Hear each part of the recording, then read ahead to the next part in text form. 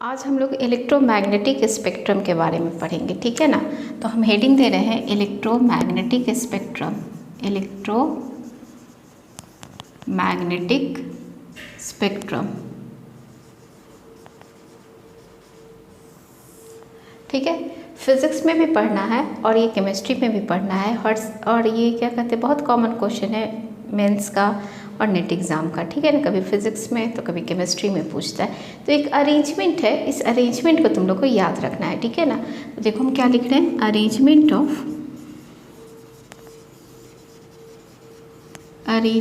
Of electromagnetic radiation in order of increasing wavelength, in order of their increasing wavelength or decreasing frequency,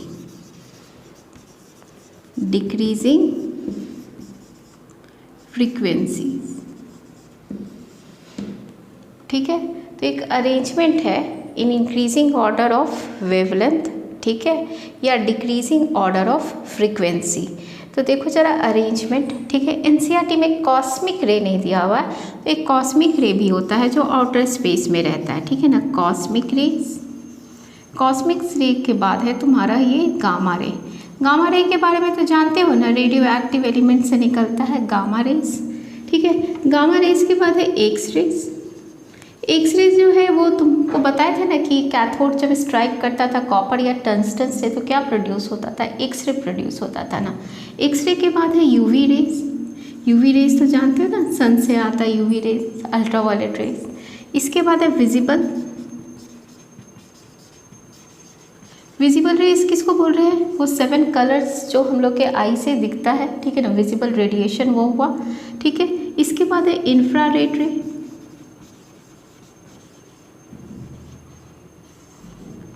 ठीक है। ये क्या कहते हैं, इंफ्रारेड मतलब कि कोई बल्ब ये सबको हम लोग हीट करते हैं, ठीक है ना। तो इंफ्रारेड इमिट होता है, इंफ्रारेड हॉट बॉडी से इमिट होता है, ठीक है ना। अब इसके बाद इंफ्रारेड के बाद आ जाओ माइक्रोवेव और सबसे लास्ट है रेडियो वेव, ठीक है ना। एफएम जो तुम लोग सुनते हो किसके कारण, रेडियो वेव के कारण। माइक्रोवेव टेलीफोन सर्किट में यूज़ होता है, ठीक है। तो ये अरेंजमेंट याद रखना, सबसे पहले कॉस्मिक रे है, फिर गामा रेस है, फिर एक्स रेस है, फिर यूवी रेस है, फिर visible rays, infrared rays, microwave और ये क्या हो जाएगा, रेडियो वेव। तो यही है arrangement of various electromagnetic radiation in order of increasing wavelength और डिक्रीजिंग फ्रीक्वेंसी। तो हम इसको कैसे अरेंज किए हैं, इंक्रीजिंग ऑर्डर ऑफ ये क्या है, वेवलेंथ है, और क्या कहते हैं फ्रीक्वेंसी क्या, और वेवलेंथ किसका सबसे ज़्यादा है, वेवलेंथ किसका सबसे ज़्यादा होगा, रेडियो वेव का होगा। क्यों, क्योंकि इंक्रीजिंग ऑर्डर ऑफ वेवलेंथ, ठीक है। अब चलो क्वेश्चन दे रहे हैं, ठीक है। ये क्वेश्चन जरा देखो, इसी तरह का क्वेश्चन एग्जाम में आता है क्या, out of X rays visible ultraviolet radio wave the largest frequency is. तो हम जो अरेंजमेंट बताए थे वो इंक्रीजिंग ऑर्डर ऑफ वेवलेंथ था और डिक्रीजिंग ऑर्डर ऑफ फ्रीक्वेंसी था। तो सबसे ज़्यादा फ्रीक्वेंसी किसका ज़्यादा था, कॉस्मिक रे का, और सबसे ज़्यादा वेवलेंथ किसका था, रेडियो वेव का था, ठीक है ना। तो यहाँ पे देख लो कि इसमें से सबसे पहले जो रेस आता है वो उसी का फ्रीक्वेंसी सबसे ज़्यादा होगा। तो रेडियो वेव तो लास्ट में था, ठीक है ना। फिर उसके पहले एक विजिबल था, फिर उससे जस्ट पहले क्या था, यूवी था, ठीक है। और सबसे आगे में फिर क्या था, एक्स रे था, ठीक है ना। विजिबल के भी आगे क्या था, विजिबल के आगे यूवी और यूवी के भी आगे क्या था, एक्स रे था। तो फ्रीक्वेंसी किसका ज़्यादा होगा, एक्स रे का ज़्यादा होगा, ठीक है। तो बस अरेंजमेंट याद रखना। तो अरेंजमेंट में सबसे पहला अगर इंक्रीजिंग ऑर्डर ऑफ वेवलेंथ में हम लोग उसको रखेंगे, क्योंकि वेवलेंथ और फ्रीक्वेंसी क्या इन्वर्सली प्रोपोर्शनल है ना। वेवलेंथ ज़्यादा तो फ्रीक्वेंसी क्या हो जाएगा, कम। ये तो मालूम ना, हम लोग पढ़े थे ना, क्या था, C = न्यू इंटू क्या था, लैम्डा था। था ना। तो तुम्हारा अगर लैम्डा या न्यू कुछ भी ले लो, अगर न्यू ले लोगे तो न्यू इज इक्वल टू क्या हो जाएगा, सी बाई लैम्डा। तो क्या है, इन्वर्सली है ना, तो इसीलिए तो अरेंजमेंट में सबसे पहले क्या था, कॉस्मिक रे था, उसके बाद क्या था, एक्स रे था, कॉस्मिक रे था, कॉस्मिक रे के बाद कौन सा रे था, गामा रे था, गामा रे के बाद तुम्हारा क्या था, एक्स रे था, ठीक है ना। तो ऐसे अरेंजमेंट याद रखना, ठीक। अब हम लोग पढ़ेंगे limitation of electromagnetic wave theory, ठीक है। तो हेडिंग दे रहे हैं limitation of electromagnetic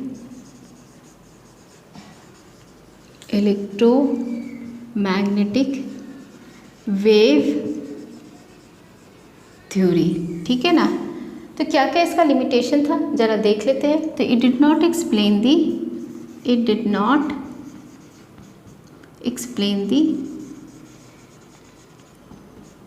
following phenomena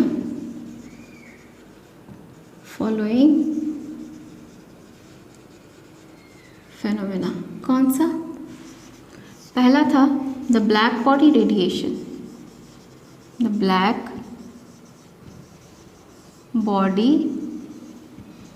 radiation, ठीक है। सेकेंड था the photo electric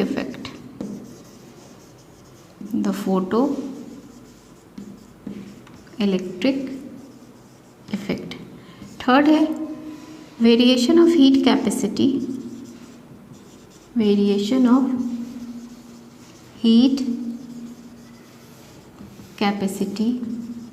as a function of heat capacity of solids as a function of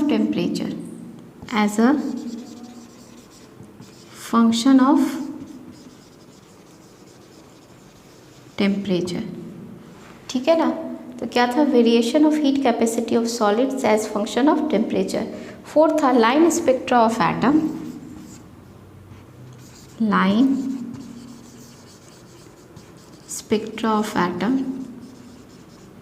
with special reference to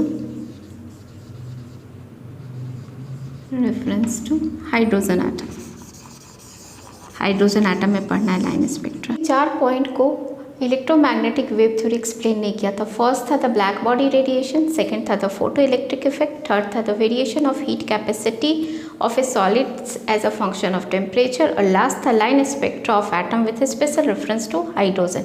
अभी हम लोग है ना चारों पॉइंट को हम लोग एक एक करके डील करेंगे, ठीक है ना। तो मेरा जो फर्स्ट पॉइंट होगा वो क्या होगा, द ब्लैक बॉडी रेडिएशन होगा, ठीक है। ठीक, अब हम लोग हेडिंग लिखने जा रहे हैं ब्लैक बॉडी रेडिएशन,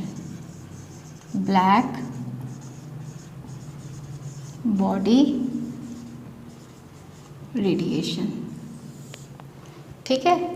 अब इसको बहुत अच्छे से है ना, थ्योरी है, बहुत अच्छे से समझना है। तो पहले समझा जाए क्या होता है। देखो आयरन रॉड लो, इसको पहले हीट किए तो पहले चेंज हुआ डल रेड में, ठीक है। और हीट किए, टेम्परेचर और बढ़ाए तो चेंज हुआ रेड में। फिर उसका टेम्परेचर को और बढ़ाने से जो रेडिएशन इमिट हो रहा है वो वाइट हो रहा है, और बहुत ज़्यादा टेम्परेचर बढ़ा देने से जो रेडिएशन इमिट हुआ वो था ब्लू, ठीक है। हम लोग जानते हैं कि रेड कलर जो है वो लोअर फ्रिक्वेंसी रीजन में आ रहा है, ब्लू कलर जो है वो हायर फ्रिक्वेंसी रीजन में आ रहा है। तो जैसे जैसे टेम्परेचर बढ़ा रहे हैं तो फ्रिक्वेंसी इंक्रीज़ कर रहा है और वेवलेंथ क्या हो रहा है, डिक्रीज़ कर रहा है।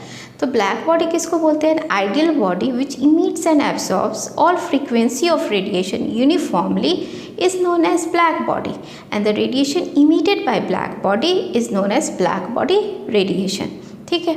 तो इसमें limitation of electromagnetic wave theory का क्या बात आ रहा है, तो ज़रा ध्यान से समझना।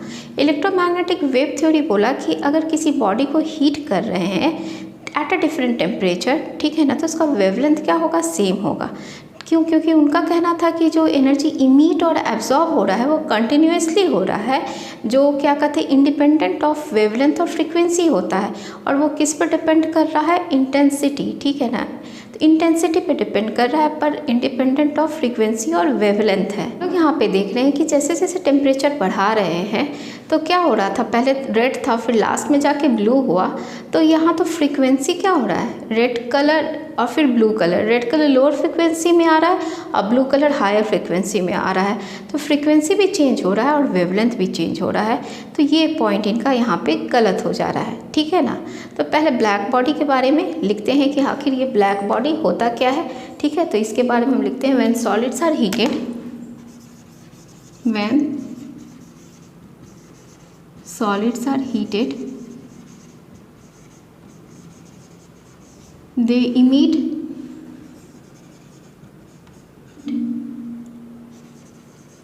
radiation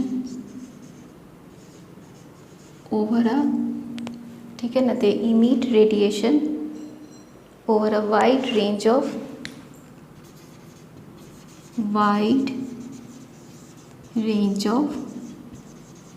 wavelength. कोई प्रॉब्लम नहीं। तो एक एग्जांपल कौन सा हम लेके चलेंगे, आयरन रॉड का, ठीक है ना। तो एग्जांपल ले रहे हैं when iron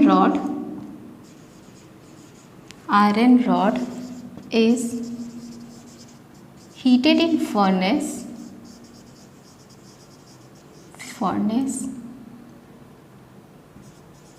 it first changes into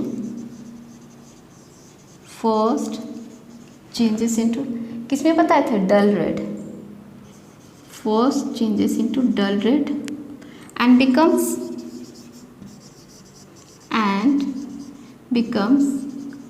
more and more red when temperature increases,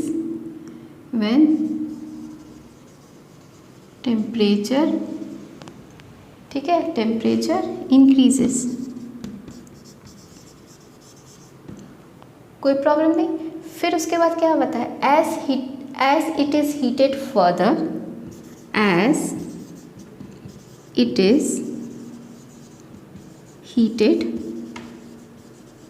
further radiation emitted by rod is white, ठीक है, and then becomes, क्या हो गया था, blue, and then becomes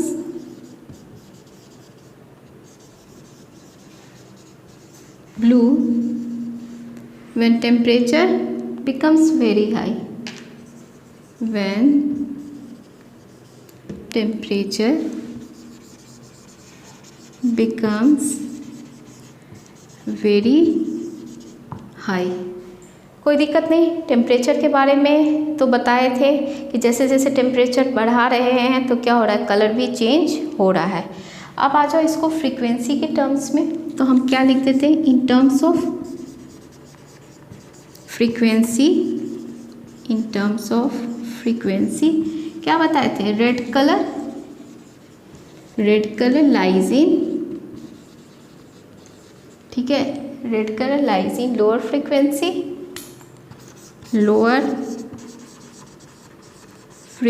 reason and blue color lies in, ठीक है, blue color lies in higher frequency region। सो क्या decide किए कि जैसे जैसे टेम्परेचर बढ़ा रहे हैं फ्रीक्वेंसी बढ़ रहा है और वेवलेंथ घट रहा है। So when temperature increases, ठीक है ना, frequency increases but wavelength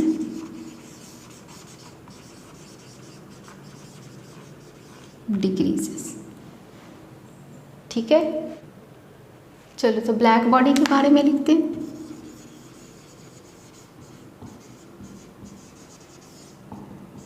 क्या लिखे, an ideal body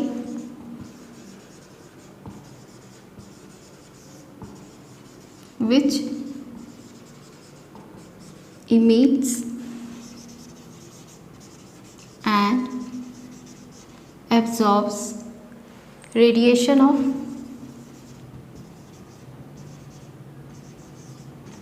all frequencies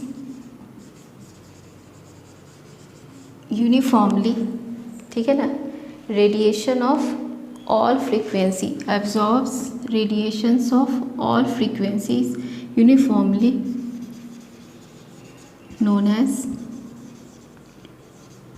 black body, and radiation emitted by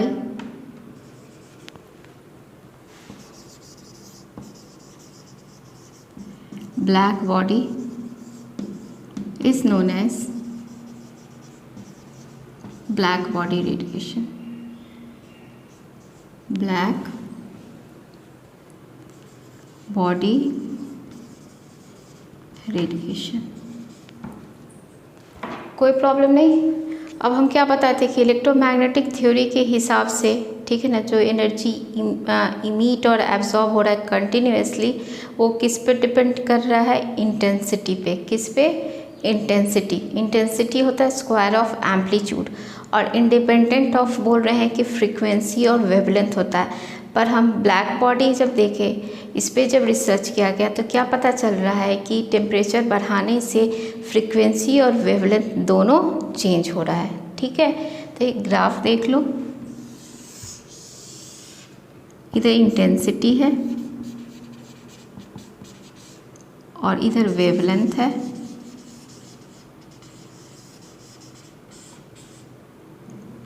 ठीक है, एनसीईआरटी में ये ग्राफ है ना दिया हुआ है तुम्हारा, जैसे यहाँ 1000 है, यहाँ 2000 है और यहाँ 3000 है, नैनोमीटर में है। किस में है? नैनोमीटर।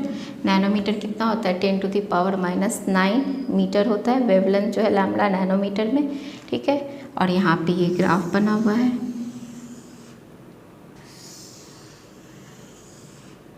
टेम्परेचर T2 और ये T1। T2 क्या है? T1 से ज़्यादा है। तो ये बता रहा है कि इंटेंसिटी कब मैक्सिमम हो जा रहा है? इंटेंसिटी इंक्रीज कर रहा है जब वेवलेंथ क्या हो रहा है? डिक्रीज हो रहा है। ठीक है ना, और रीचेस मैक्सिमम। हम क्या बोल रहे हैं? ये पॉइंट को नोट कर लेना। क्या बोल रहे हैं? At a given temperature intensity of emitted radiation increases with decrease in wavelength and approaches maximum at a particular wavelength. ठीक है ना, and then further start decreases with decrease in wavelength. तो इंटेंसिटी जो है वो इंक्रीज कर रहा है जब वेवलेंथ क्या हो रहा है? डिक्रीज कर रहा है।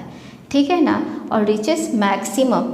ठीक है ना, और maximum and then starts decreases as wavelength decreases. ठीक है, तो ये था ब्लैक बॉडी रेडिएशन। और नेक्स्ट क्लास में हम लोग पढ़ेंगे प्लैंक्स क्वांटम थ्योरी और फिर फोटो इलेक्ट्रिक इफेक्ट के बारे में।